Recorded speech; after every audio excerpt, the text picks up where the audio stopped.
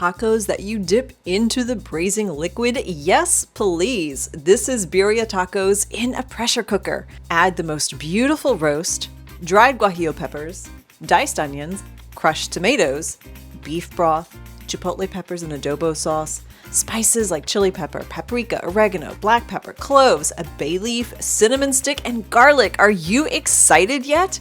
Mix it all together so it's evenly combined. And then it just cooks for about an hour and a half in the pressure cooker.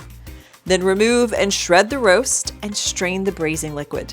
We're not done yet. Corn tortillas get dipped into the consomme and pan-fried, folding in the spiced beef with cotija cheese. It's just layers and layers of deep flavors and spices of all types. Luckily, this recipe makes a large portion, so you have plenty to enjoy thanks to delicious, nutritious beef.